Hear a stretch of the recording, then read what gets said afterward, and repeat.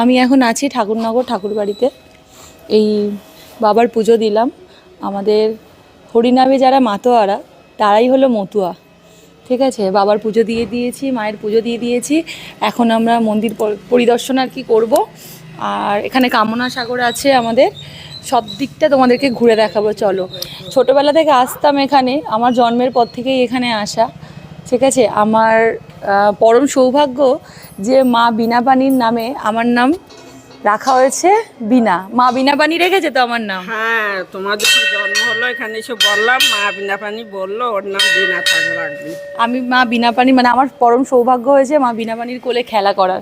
তো এখন কিছু বছর মেয়ের পড়াশোনা, বিভিন্ন কাজের চাপে আসতে পারিনি, কিন্তু আসার ইচ্ছে ছিল। আমার মেয়ে জন্মের পর আমাদের মানে মানসিক মেয়ের যেটা মাথার চুল ফেলে 18 মাসে, আমি এখানেই এসেছি।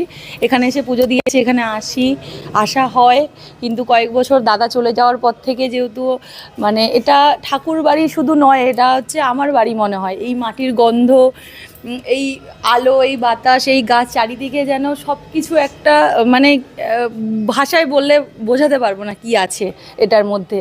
ঠিক আছে, জন্মের পর থেকে এই ডাংখার আওয়াজ, এই হরিচাঁদের মানে আমার হরিবোল শোনা, মানে যেখানেই শুনি হরিবোল মনে হয় একবার বলে উঠি যে হ্যাঁ হরিবোল, ডাংখার আওয়াজ শুনি, সেখানেই মনে হয় যে আমার বাড়ির লোক, তারা মতুয়া, সবাই আমরা।